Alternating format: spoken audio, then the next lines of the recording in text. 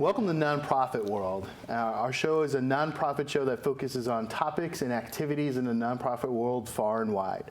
My name is Travis Rose. I'm the president of OIC of Greater New Britain, and the mission of our organization is to focus on workforce development throughout the Greater New Britain area. I'm joined by two guests today, Thomas Sheehan and Eric Judge. Hello. And our topic for today is going to be transition, career transition, and financial retirement planning. So buckle in, we're going to have a good show. So I kind of wanted to give some very brief introductions. So the gentleman all the way to my far right is Eric Judge. Eric Judge is a financial planner, certified financial planner, and he's employed at Edward Jones. He has 20 years of experience in the areas of insurance and personal finance, specifically in the area of nonprofit and government types of products, right? He's held senior level positions in organizations such as the Hartford Travelers and Mass Mutual. And he has a BS and an MBA from the University of Connecticut in finance. Welcome to our show. Thank you. Thomas Sheehan has 30 years of private sector experience within the insurance industry.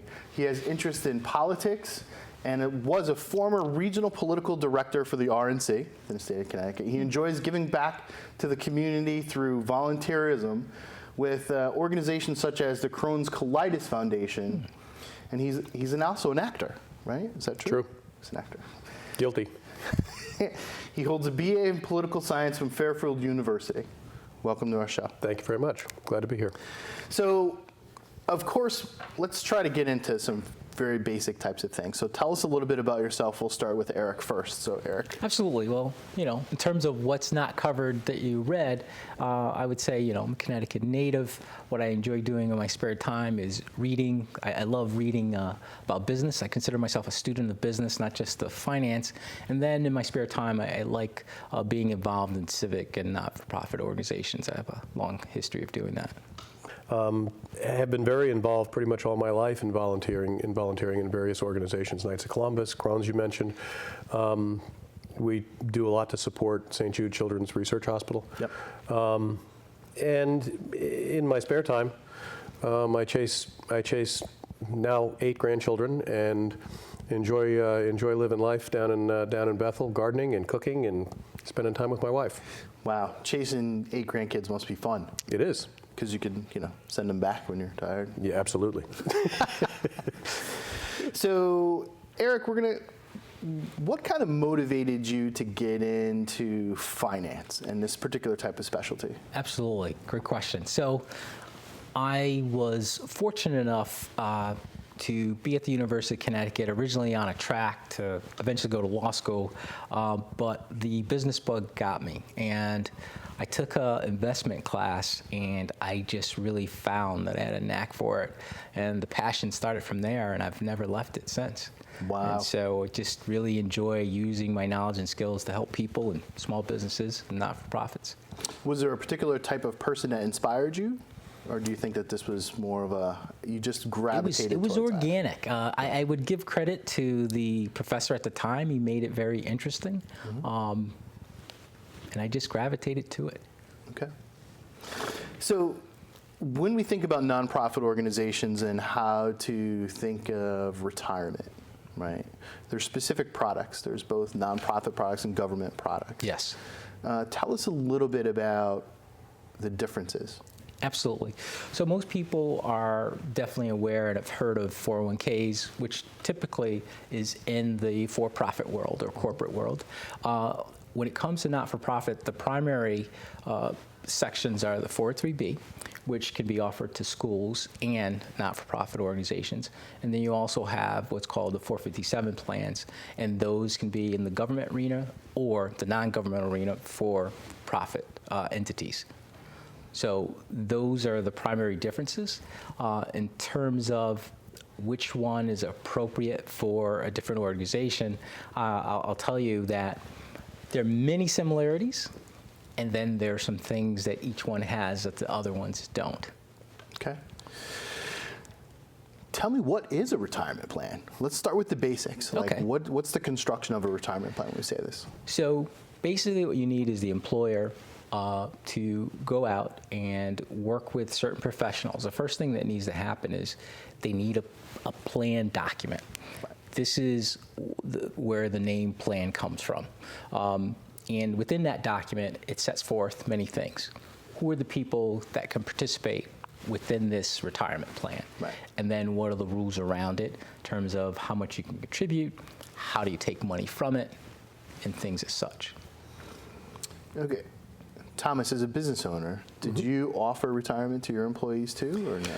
No, I didn't. I was, with my agency, I was primarily a P&C agent, property and casualty, excuse me, but also did life and for a time health insurance until that blew up. Okay. I had a variable license for a while, primarily for mutual funds, but then that element of nationwide, I was a nationwide agent, expanded so dramatically that I made the conscious decision that the only way that you could really do right by your clients was to do that full time. Right. Like you. So I just, I could only split myself in so many different directions, so I just gave up my variable license. Okay. So, as the president of our nonprofit organization, we always struggle with compensation package, being what makes us competitive to other people, and are we able to actually offer not only just healthcare, right? So we have to do the healthcare piece, but being able to have a vehicle or mechanism for other people to have a retirement plan. And I think that from a board perspective, we try to be as knowledgeable enough about the products as possible before we can actually commit to that. And I think it's really fundamental. So, Eric, tell us a little bit about how you guide some of the decisions of some of the nonprofit organizations regarding solicitation of your products, right? So I think that's important too. Absolutely. So I love where you started. The first thing that's important is that a organization, the board, figure out what it is they're trying to do. If you're trying to create this benefit that'll help you retain and attract employees, it needs to be competitive. But then what the organization really needs to do is to think about how involved it wants to be with that. So there are many professionals that can help you along with that. But the reason I bring it up is depending upon which of these tax code provisions you want to take advantage of, some of them have more responsibilities than others. And along with that will be different cost implications. So, if you're a large organization, you might have the types of resources available to you that you might want to have a plan that you're going to be a little more involved in terms of putting together what's called investment policies and things like that, and having, at least once a year meeting with your board, making sure that you're meeting your responsibilities. Because I think that's something that's important for people to be aware of. When you create these retirement plans, if you're not a governmental organization or a church entity, you actually do have what's called fiduciary responsibilities. Sure. You mentioned tax implications, right? So when we think about how there's small nonprofit organizations, right? Maybe 5 members at best, probably running a budget of $500,000, and we're trying the best they can. Then you have really large nonprofit organizations that are running hundreds or 1,000 employees, right? Would you say that the process of deciding how retirements and plans they use are different? Because they may think of taxes in a different way. They may think of, so does a small nonprofit organization have to think the same way as a large nonprofit organization when it comes to retirement? I would say definitely not. Definitely not. Absolutely. Okay. Definitely not. Each organization needs to figure out what's appropriate for them. As I mentioned before, and if really the end goal is really trying to help your employees so that in the future they might be better off and might be able to live out their ideal of what retirement looks like for them. And we, Thomas and I earlier were talking about that's something that's evolving for everyone. So I would say no. No. Can you provide us a business case when what some scenarios could look different? Yeah. So. The interesting thing earlier, I mentioned some tax codes, but as you talk about small organizations, I'll kind of put a curve into what I talked about. For some organizations, there's some what could be referred to as a simple IRA plan. Everybody's heard of individual retirement accounts. That could be more appropriate for a small organization. And the benefit would be is that the administration and cost of that type of plan is really much lower than some of the others. And to just contrast that. So right now, some nonprofits are starting to think about that they should actually have 401k. And part of this is because the regulations were updated in 2009 to bring on some requirements with the 403bs that make them look even much more than in the past, historically, like a 401k. And now, most people have heard of it. The 403p is deferred compensation, is that right? It's a deferred comp plan. Absolutely. Okay, just wanted to. Yeah, so the 401k, 403b, both of those allow the employees or participants to defer some of their salary, and that salary isn't taxed by the government. It's allowed to grow over time, hopefully, if it's invested well, so that once they're retired, you have this nest egg that you can use. Now, with the 403bs and the 401ks, you do reach a point. It's usually you're hitting 70 and a half. The United States government will require you now to make withdrawals, whether you want to or not, so that you can finally pay some taxes on all that growth because you hadn't paid any in the beginning. Okay, so help me out a little bit. So when we think about a deferred compensation package, that could reduce my taxable income, correct? Yes. So I can contribute to the 403 deferred comp. So let's just say the cap is $5,000 a year at a maximum. I'm just saying for a limit. Okay. So I would be able to contribute $5,000 of my salary on an annual basis, and I put it into a deferred compensation. If I made $100,000 a year, I would only be taxed on $95,000. That's correct. Is that correct? That's correct. Okay, and these levels change and they adjust, and hopefully tax laws don't change all that much, but for the most part, that's a good thing or Right. a bad thing. Depends on what's going on. Absolutely. Okay. In terms of where does one, and this is Thomas. So when you're an entrepreneur, right, and you have to think about offering a retirement plan and I think this is across the board for us, but we're going to start with Thomas first. When you have to think about a retirement plan for employees, is that part of the incentives that you would think about of getting a full-time employees if sure. you want to? Yeah, I mean, at an agency level, it sometimes can be a little bit more simple than that. But in general, the days of employers providing, for example, now everybody has to provide with some sort of health insurance and all that. Right. But full disability benefits and all those things have gotten very, very expensive. Dental, eyewear, Correct. That stuff is all gone. In the business world, however, there are supplemental programs from companies like Aflac, for example, that enable an employer to, for lack of a better term, sweeten the pot for his employees, Right. or her employees. By offering this, they sign up for them. They're very inexpensive. The benefits are payable. The premiums never go up, and they can come in handy. They can really come in handy. I was the benefit of my wife's plan at work. When a couple of years ago, I had an auto accident. Oh man. Yeah, I'm all right, thank God. Car, not so much, but and nobody got hurt, so that was all that counted.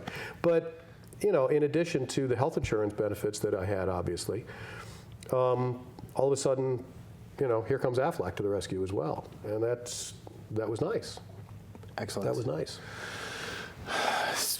We're talking about really tough stuff, right? And this is not easy when people start thinking about retirement. Is there any time to think about retirement? Should you start thinking about retirement when you're 20 when you're 12.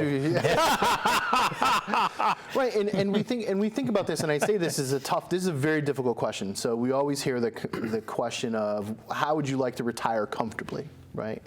When you're in a very volatile economic times, it's tough to actually have contributions within retirement. because you may be living in a particular type of situation when your expenses are, dated month by month, week by week. So what would your advice be to say, when do you start really? When do you really start? As early as possible. I love Thomas's answer, even though he's being facetious. Really, what I try to encourage, and occasionally, either they're speaking with young people or they become a client because of their parents, et cetera. Day one, I try to encourage people start with 1%, because you don't miss it. So earlier in your analogy, let's just say, someone's doing that. The reality is, because it's being taken out before tax, you don't feel the entire impact of it. So it can be much easier. And then the other thing, and many plans are moving towards where they're actually forcing employees into these plans, because in the old days, they used to refer to it as having 3 legs of a stool. Mm-hmm. Wow. You had a traditional pension, which the employer provided for. The employees were not required to put away anything. After you've done a certain number of years of service, they take your pay at the end and they multiply it times a certain ratio over those years, and you'd come out with X amount of your pay. Something, say 70, 80% that you can retire on. So as many people know, those days are over. Many of the large employers don't offer it anymore. You have the types of plans that we're talking about where the employees are expected to contribute. Right. Although, many of the corporations might provide a match for some amount. You put in $1, they put in 50 cents or $1 on top of that. So with that no longer being the case, today's generation, it's really going to be all they save plus potentially some future benefit with Social Security. There's some issues that need to be worked out, but the reality is they probably will be worked out. Maybe the benefits won't be as generous as they had been. So I didn't complete the stool. So in the old days, you had the traditional pension, Social Security, and then any savings if those people were of such means. Okay. And savings could be all kinds of things. I mean, you as an individual can have bonds or saving bonds or things of that nature. That's a particular type of vehicle. But the really interesting piece is understanding that companies, even nonprofit organizations, are not matching retirements anymore, right? Because we want to save some of those dollars that go back into the organization. Those are some tough things. These are some really difficult things. So, okay, I want to move into, when we talk about retirement, there's a couple things that we wanted to. Most of the funds are managed by individuals, right? So there's a particular company that manages a pension fund. Does that affect your retirement in any way? How does that affect your retirement, if it does? So in there's regulatory types of things that are in play. Yeah. So in the traditional model, yes, you have professional managers of the assets. And yeah, there's definitely impacts. Professionals know what they're doing, so that's a good thing. In today's environment, it's upon the responsibility of individuals to now manage those monies. The industry is involved where they're trying to make that easier, and they've put in certain investments called target date funds. And the intent is to make it easy and not so complex. And the way the target date funds or investments work is they're targeted towards the date that someone's going to turn 65. And the professionals manage those assets towards that over time, reducing the risk until they retire. So that's been one way to help individuals, with the recognition that most people either don't have the knowledge, the time, or interest in becoming very astute investors. Okay, thank you very much. And that's pretty good. As we move into segueing into transition, so there's a retirement piece, but there's a ton of transition that happens in people's careers along the way, right? There's a ton of stuff that happens a long time. So, Thomas, we're thinking about now is, what does that transition look like? So now we think about how we transition. So if you spend a significant amount of time within the for-profit sector, and you're going along, you spend 20 years, and yourself, like you spent 30 years doing this. How does that transition happen? What does that look like? It's exciting. And scary. The interesting thing is, having one of the benefits of being a business owner in addition to not missing a whole heck of a lot of lacrosse games and football games and baseball games and basketball games, that kind of stuff, it also gave me the opportunity to become involved and continue to stay involved in volunteering in various organizations. Local food banks, Crohn's you mentioned. And some of these things come out of, some of these things are sort of organic, coming from my parents who always were involved in volunteering. And so it just kind of grew up in that environment. Other parts of it I kind of bumped into. I never knew that there was a Crohn's and Colitis Society or Foundation of America until I was diagnosed with Crohn's. Oh. Okay, that's fine, but I've had some benefits from them. And so you learn more about the organization, and it was time for us to start giving back as well. So we started getting involved in some of their programs, instituting some fundraising programs of our own, and it's become a great marriage. Right. Our son works at St. Jude Children's Research Hospital. Something we've been supporting pretty much all our lives, and now we continue to, because it's just one of the right things to do. It's one of the best things to do. Right. Connecticut Children's Hospital, any of the organizations. There are so many nonprofit organizations in the state of Connecticut. If anybody's interested in volunteering, I challenge you to not find something. Which brings us to a really good question. We talked about, there are programs throughout the state of Connecticut in which it prepares individuals that are making that transition into the nonprofit sector. Yep. Tell me about one of the programs that you've participated in. Great question, great program. Sitting in my office last summer, I got an email from AARP. I continue to get amazed when I get emails from AARP, but this one I read. A lot of them I do, but this one in particular I read because it caught my eye. And it was talking about this program that is managed by the Yukon Department of Public Policy called Encore. They've been doing this in the Hartford area now for about the last 8 years or so. And last year they expanded for the first time down into my neck of the woods, Fairfield County. And in a nutshell, what this program does is identifies first corporate individuals, entrepreneurs, individuals that have retired or individuals that have been downsized, but who have this passion and want to transition skill sets that they've learned in the for-profit world to the nonprofit world. Okay. Seems fairly simple. There are some differences. In the for-profit world, obviously, you want to make a buck for as little cost as you possibly can. In the nonprofit side, it's your mission, and it's getting that mission done.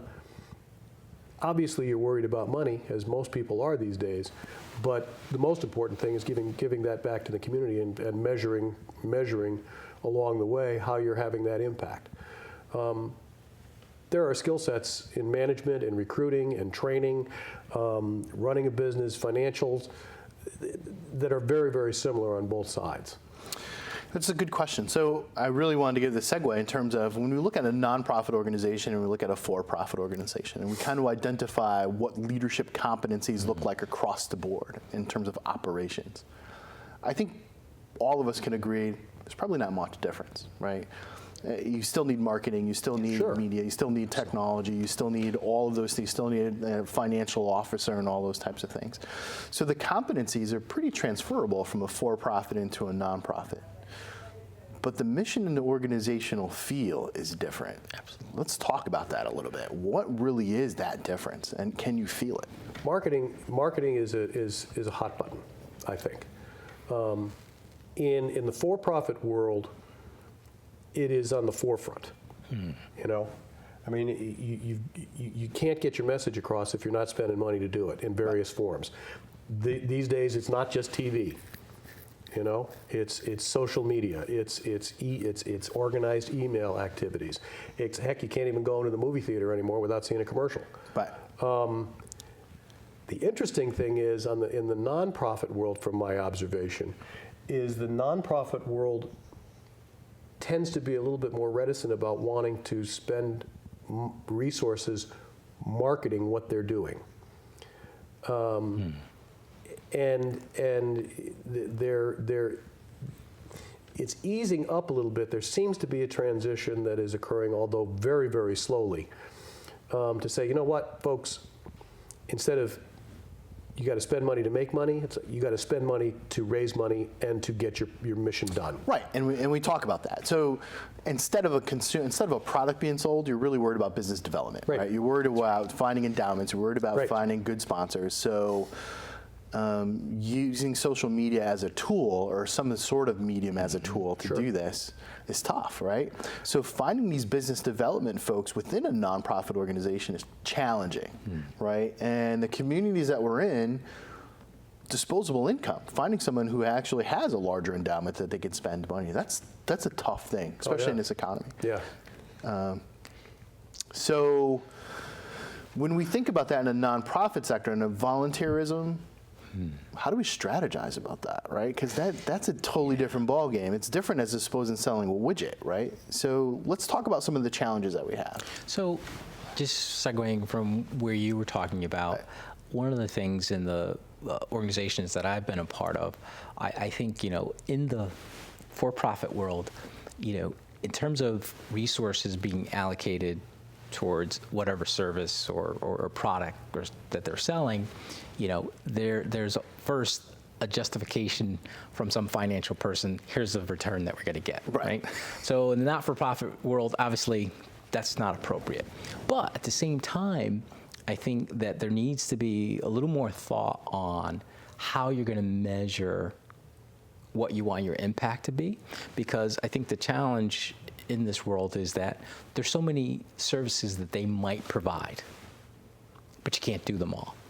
So how do you justify the things that you're going to focus on? I'm sure you could relate to that within your organization. I do both, right? So anytime that I do a large governance type of program, I usually use a Baldrige framework or a specific type of a framework that's really metric driven, right? So being able to run your strategy the way that you're supposed to, but being able to come up with the metrics of how you execute against that strategy is important, right? And I think a lot of nonprofit organizations kind of miss this, right? They just throw up a vision, they throw up a mission, and they say, this is what we're gonna kind of do. But if somebody from the financial side of the house comes back to me and says, well, how did we achieve that? What is that? And it's very difficult to tell your story without that. And we find a lot of organizations sometimes don't have the whole comprehensive picture to tell their story. So if you look at colitis or cancer, or they throw up statistics like you wouldn't believe, and they have really impactful. But for small nonprofit organizations that are running kind of thin, part of their operations might not to be collect data around about the activities that they do, so they could put it as part of their annual plan. Exactly. Right. So would we agree to that or disagree with that? I think there's a movement afoot to recognize that it's important to have the data, right? And important to be able to properly analyze it. Right. I mean, it's one thing to say on January 1, okay, we want to feed 1,500 kids this year. And when December 31st rolls around, if you fed 1,450, you've done a good job, but you missed the mark. Right. But it's those 365 days of work along the way that on a regular basis, I think nonprofits are getting to the point, and you're right. I mean, the larger ones are doing it doing it as a matter of course. The smaller ones have other challenges, and they're doing it the best that they possibly can. Right. But there is a movement afoot. I believe, as I've learned from my experience through Encore, that they are stepping back and going back and regularly checking what the mission is, not just in terms of we wanted to have $100,000 raised by now and we've only got 50 because the government took 50 away from us, Right. But the other elements that go along with that. Oh man, it's going to get heavy real fast, right? So as we look at the both models between for-profit and nonprofit models, and you made a really good one. You said, well, we want to feed 1,500 children by January 1st, right? There's diminishing returns on that, right? So because most of the nonprofit organizations are funded either from state or government agencies, if you've exceeded that, there's no return on your investment. So if you fed 2,000 people or 5,000 people, for the following year, I don't get additional funds for that. People get fed, but I don't get additional funds for that. So if I've exceeded my goals significantly, there's not a huge return. In a for-profit sense, that's really wonderful. So if I sold more widgets, I get more income. So tell me a little bit about what those challenges are like and how do you overcome them? That's a That was a great question. It's a good conversation, right? I think it comes down to the challenges these days with the federal money drying up, certainly state money drying up. The challenges these days for any nonprofit organization is to find other sources. Whether it's community foundations, corporations that are still willing to spend the money. In effect, diversifying in your participation and development program, not unlike what you would want to do from an investment standpoint, and that is diversify your portfolio. Right. The more diverse you are, the more you are insulated from the state of Connecticut or whoever saying, well, yeah, I know we promised you $50,000, but we don't have it. So now all of a sudden, it's June, you're operating on a budget that you built in January or whenever you've done it, that now all of a sudden is facing a $50,000 shortfall. Yeah. Wow. You got to plug that hole somehow, or you've got to cut programs. That's a great point. And you don't want to cut programs. Eric? No, it's a great point he's making. The other thing I think in terms of the challenges with funds being reduced or eliminated, the reality is in the not-for-profit world, it needs to become more typical for organizations to merge or be acquired by other ones. Some of the concept from the for-profit world, but I think that reality is there. And I think it may be difficult for organizations to accept because obviously they want to remain independent. But if you're really more passionate about your mission and helping people and families, et cetera, that might be something to consider. And how do you go about doing that? There are solid examples out there of organizations that are remaining true to their missions, but recognize that another organization being true to its mission is very close. Right. And one can by maintaining focus on mission can help that out. So there are a number of really positive examples that I was introduced to down in the Fairfield County area, where these organizations have stayed true to themselves, but have formed larger consortiums that then help diversify and get the message out. First of all, I'm going to support that. I think that when we look at nonprofit organizations and the climate that you have, right, you almost have to partner. So being able to identify a partner, right, that's one. Yeah. Being able to understand what the consortium looks like is another, right? And the last piece of that would be, who's the fiduciary agent and how do we leverage our services, right? So when we talk about ethics, when we talk about good fiduciary responsibility, these are some really tough topics to talk about. Even though we throw these words around lightly, and we do it right here, probably on this forum, when we talk about good fiduciary responsibility within a consortium, sometimes people take advantage of what that looks like, right? So in a nonprofit way, I would actually say identifying good, talented people, like leaders, like preparation programs like Encore, and individuals that have understood what it means to be a good fiduciary agent in that piece. We talked about business development, having a solid person that can actually develop your nonprofit business and focus on that. Partnerships, which is the biggest piece, right? So we're talking about partnerships. And I think let's hit on that a little bit, right? So when we talk about nonprofit organizations within various communities, the partnerships between universities, themselves, other nonprofit and possibly for-profit entities that happen. What does that partnership look like? I mean, we got to think about how that is. I mentioned Sacred Heart earlier in one of the conversations that we had. They have in their master's, one of their master's programs, they actually have an element that has a project is where I'm not speaking English right now. They have a program within this particular master's program where they train, where they have their students get involved with local nonprofit organizations to help them in technology, IT, various marketing programs, things of that nature. So now you've got a local university partnering with local nonprofits, and everybody benefits by something like that. Right. Kids are getting an education, and the nonprofit is getting immeasurable help for next to nothing.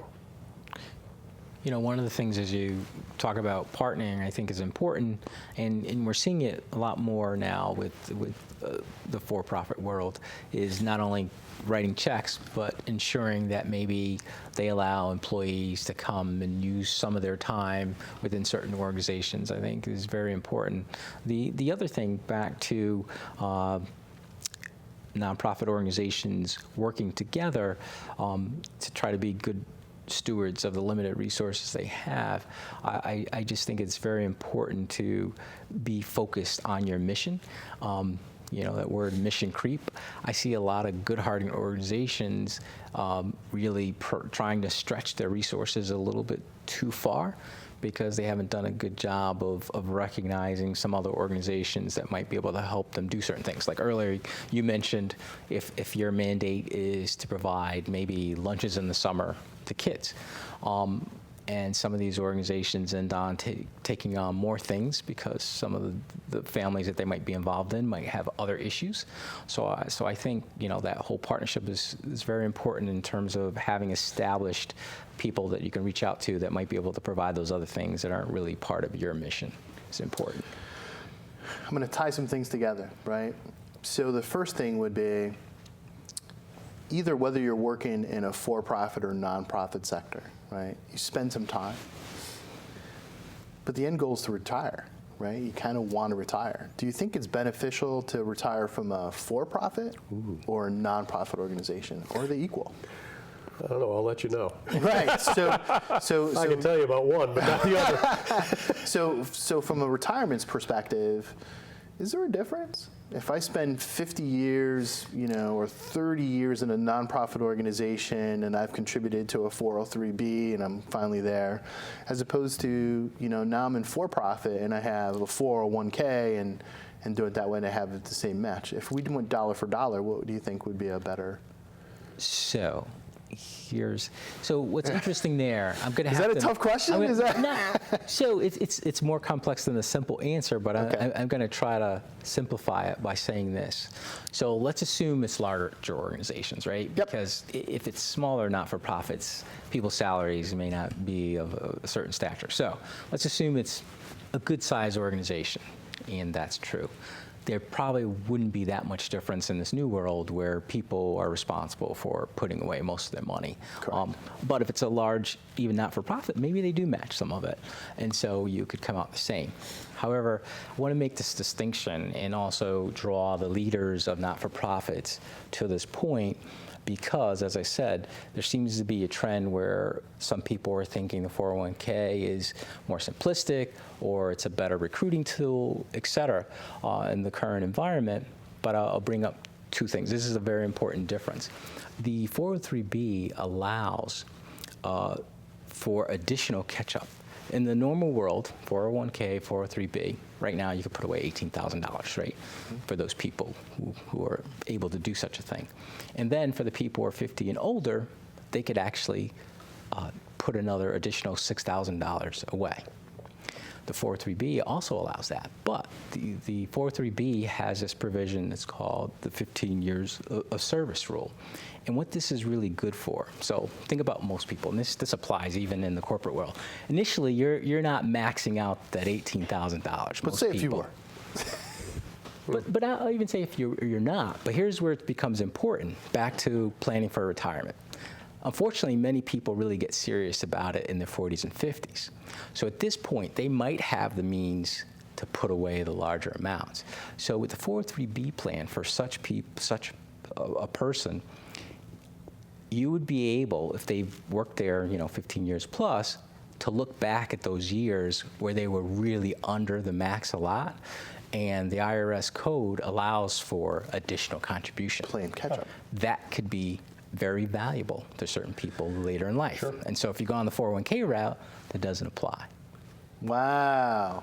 I think that's kind of neat. You can play Great. catch up. So now everybody's going to want to work for a nonprofit. You can play catch up. So Yeah. you can, You can play a little catch up. In those years where you didn't have the means to be able to sacrifice That's pretty cool. that level. it's kind of interesting because we talk about this. We talk about what's earning potential. So we look at your 20s and 30s, and now you're in 40s and 50s. It really is kind of a bell curve, right? So we look at the larger bell curve as we go for our 20s. You start your introductory positions and things of that nature. Nonprofit work is not attractive, right? So when we look at millennials and we think about how nonprofit really looks, being able to understand how retirement kind of looks might be a benefit to someone that might be younger if they're part of that mission work, right? I know that we have intergenerational things going on, right? Individuals really don't concern themselves that much with nonprofit organizations early in their 20s. They want to go out and do what they need to do. And then probably individuals, at least I experienced that people in their 40s and 50s believe in mission work and doing what they need to do and want to become leaders of organizations. Would you say that's true, not true in your experiences? I would say that's probably true generally. Okay. I mean, you do have the kids that get the bug bite early, and do really great things. But yeah, I think for the most part, you do start thinking in terms of that. Or most people probably start thinking in terms of that when they're a little bit more seasoned, and when their bank accounts are a little bit bigger. The thing is, and again, I think this paradigm is changing, but the traditional individual looking at a position with a for-profit business or a not-for-profit organization, salary is going to be a big thing. I mean, if you're working for a business, a for-profit business, and you're yanking down a nice six-figure income, you're pretty proud of that, and your organization is pretty proud of that, and they like because that's a reflection of prosperity and a reflection of success. There can tend to be, and I'm talking the past, and again, as I mentioned, that paradigm is shifting, where if you're working for a nonprofit, then you may have the same talent and experience as that other individual, but you're going to be embarrassed if you're paid the same amount. Wow. Yeah. Because it's looked upon it's not looked upon as success. It's looked upon as, gee, are you taken away from? Are the salaries top heavy, and are you taken away from the mission delivery? The traditional, 80 cents of every dollar that is contributed goes to the mission. Well, that's terrific, but if you contributed, if it was 75 cents of every dollar that went, that then could force money into marketing, into salaries, into data resources, that could therefore exponentially expand the possibility of the money that an organization is going to make. But organizations at this point are still having trouble sort of getting to that point. Eric? So what's interesting, Travis, on this point is I think the younger generation or the millennials are taking this to a new place. They're trying to do both. In terms of them following their passions, if they're interested in a business, sometimes it's a business that has a social cause. So there's this new concept of social entrepreneurism. So I think the model is going to change going forward. I mean, I think certain companies like Tom's Shoes and whatever probably started this concept a little bit more. As people not familiar with that, they make shoes, and a certain amount of them with the profits are given in developing countries. It's like they give away the shoes for free, et cetera. So I think with the young people, they're trying to meld those things much earlier than the past. Right. Our passion to participate in nonprofit organizations. Tell me a little bit about how you got to that point. You know, you retired, and now you're like, I just want to do nonprofit work. What was the light bulb for you? Oh, well, no, that light bulb went off a long time ago. Okay. You know, the light bulb went off when after 15 years of living with Crohn's, all of a sudden I needed I needed to do something different in order to keep myself healthy and, frankly, alive. Right. So it was way intrinsic. It was very intrinsic. I mean, it was very, for me, yes, for me it was very intrinsic. I mean, that particular one. Okay. You know, again, growing up in a household where in my grammar school, my parents and a few others were involved in deciding that St. Stephen's School in Monroe needed to have a library. Right. And then working day and night to organize book drives and set up a classroom in there and get all the accoutrements that are necessary to build and bring that library to fruition. I grew up with that. We talked about it at our dinner table. Yeah, very tangible types of things. Community givebacks, right? That's exactly right. That inspiration is amazing for all of us. I think we've probably had those, you know, cupcake sales, bake sales, and all those things, but even know that we were giving back to our community. Yeah. And then the inspiration for that is part of who you are, right? Yep. So would you say that's true too? I think when we talk about the millennials and their social entrepreneurship, and then we talk about a baby boomer or a Gen Xer saying, it's just part of who I am. Do you think the philosophies are the same? It's a tough one, right? So so it's intrinsic to us. We say, here's our community give back. This is what we want in terms of organization. You deal with the library. I could see a library. If I deal with another nonprofit organization, Crohn's, you know, it's a specific disease I'm trying to fight. Do you think the social entrepreneurship is the same mentality you think some of the millennials have, or is it different? I think it's got to come with it. It's got to be similar. Right. Okay. It's got to be similar. Did you attend the nonprofit conference in Hartford? What was that? In December of last year? December of this year, yeah. Yeah.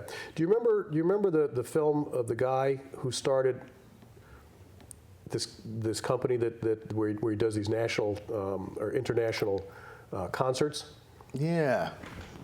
And he started. I mean, he's making hundreds of millions of dollars for his foundation, and he's one of those kids where the bug bit early. He wanted to you know, he was involved in fundraising and food drives in his home when he was 12 years old. By the time he got to be a teenager in Australia, he asked his parents if he could go to India, and his parents said yes. I don't know that I would have done that, but his parents said yes. Well, you know, he's living in horrible conditions, but learning an awful lot about what it is to give back right at an early age, and he builds this throughout his entire life. So now he's hosting concerts by Bono. And other large and other major talents, and you can't buy a ticket to go. You have to do something. Right. Where would you like to see most of your time donated? What would you like to do? What are you really passionate about in terms of the nonprofit piece? Where would you like to see? Where do you think we get the biggest impact from Thomas? From a professional standpoint, I think I'm best equipped in terms of skill sets, organization, business development, and in the areas of development and fundraising. Those I think are my particular skill sets in terms of focus. Obviously, I'm passionate about Crohn's and colitis. I'm passionate about kids. I'm passionate about vets. So we're just letting you loose, and you're just going to have fun. You know what? Yeah, I'm just going to do it all. You got an idea? Give me a call. No, I mean, these are the things that make my juices run. Right. And you know, hopefully I'll be able to match the skill sets up and run for it and help in any way that I possibly can an organization to fulfill its mission. Excellent. Well, I want to thank both of you gentlemen for actually coming to the show. in doing this, and then specifically talking about the transition. We talked about some of those things, and Eric, in terms of finance, right? So in terms of our closing portions, we kind of want to open this up to say, what advice would you give, right? So we're going to start with the transition portion, and then we'll move into retirement, right? So we'll do both. Okay. So we'll first start with, when you're transitioning and you're doing that midlife and going forward, what would that look like? Well, first of all, thank you for calling it midlife. Right. I appreciate that. It looks like you reach a point in your life where you realize, you know what, I've accomplished a lot. In my particular case, I have been blessed and fortunate enough to be able, through my business, help an awful lot of people at times that they really needed it. Whether it was house fires or delivering needed funds when a loved one passes away, helping somebody out when they've had a car accident, minor or otherwise. Businesses, farms. I can look back upon my 32-year career and say, yeah, I really did that. I really helped. I really did make a difference. Right. In terms of that. But it cost them for my services. They had to pay a premium to an insurance company in order to get the services that I provided. And for that, I made a buck. Well, it's time now to stop thinking, or to not be thinking in terms of making a buck anymore, but making a difference. And, well said. And I can make a difference, hopefully with the skill sets that I have in the nonprofit world. Excellent. Thank you. Sure. Thank you. Eric? So I'm going to answer on two levels. First, to the employers, and then on the employee level. I think for the employers, I would behoove them to, if you don't already offer your employees a retirement plan, go to the IRS website, start getting some information, meet with your board, and talk about what you want to do. And then to enlist the professionals. We tried to make things very simple and simplistic here, but it really is complex. And so this is an area where you bring in professionals and have the discussion, and maybe you do multiple ones. You run a request for proposal and see which one of those people can best fulfill your needs. Then on the employee level, I really encourage people, as has been mentioned during the program, responsibility is on all of us now to mostly provide for most of our retirement. So you need to start as soon as possible, even if it's small. Start, try to be consistent. And over time, as you find you're making more money, or you happen to be fortunate enough to come into money that you never had before, call it whatever you want, tax refund, bonuses, inheritances, do smart things with that. That's my advice. Is there resources that you pointed to? You talked about the IRS website. So on the employer side, the IRS website is a good place to start. And then, if you need a financial consultant to talk about the retirement plans, really directories in your community can lead you to those people, and be sure to basically ask them whether they specialize in this, because you want someone who's not a dabbler but spends a lot of time, and they'll be very helpful to you. Excellent. Thank you very much, Eric Judge, Thomas Sheehan. Thank you very much for joining us. That's a wrap for our nonprofit world. Hopefully you learned a little bit about retirement and making the transition.